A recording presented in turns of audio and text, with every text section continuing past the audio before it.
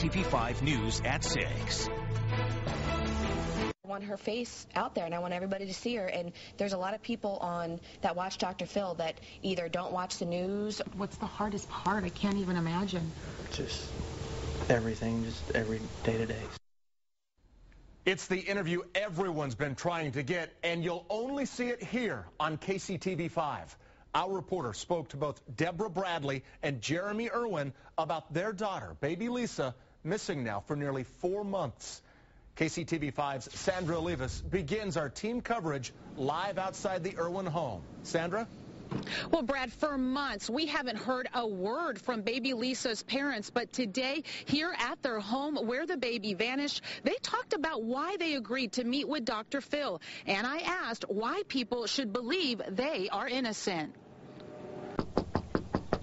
For months, Deborah Bradley has refused to talk to local media about the disappearance of baby Lisa. But today, when I went up to her doorstep, she was very open about why she and Jeremy Irwin decided to talk to Dr. Phil about the day their baby went missing. Of course, because I want her face out there, and I want everybody to see her. And there's a lot of people that watch Dr. Phil that either don't watch the news or don't have cable and weren't able to see Megyn Kelly's interview and all the other, channels and stuff like that. So that's why it's really important. But I can't really say any more. And but you still have hope in your heart? Of course.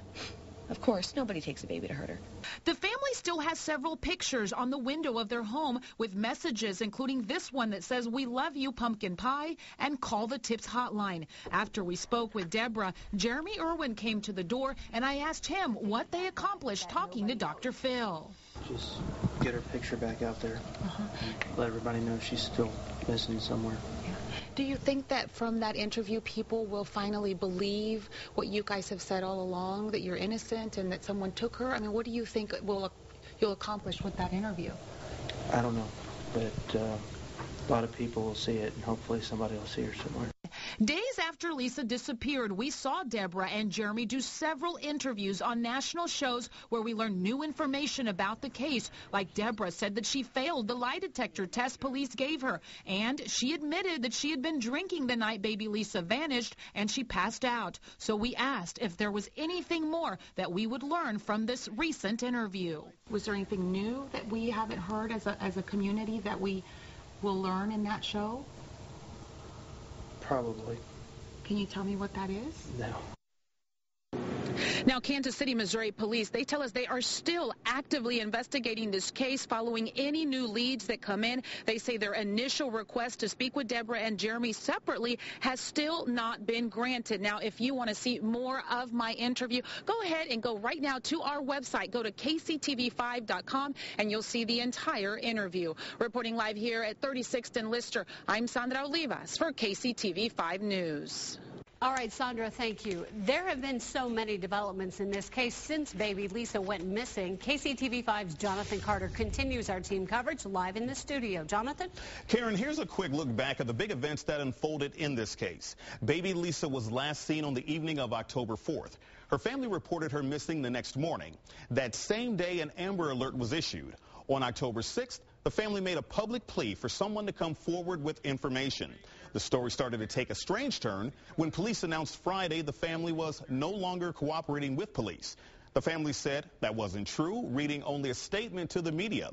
On October 11th, through an anonymous donation, private security consultant Bill Stanton was hired.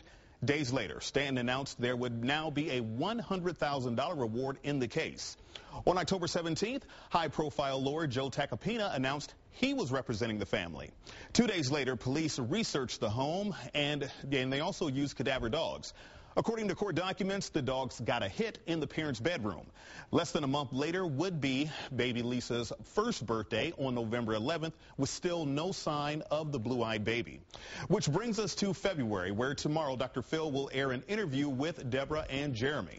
Baby Lisa is still considered missing and is currently 14 months old.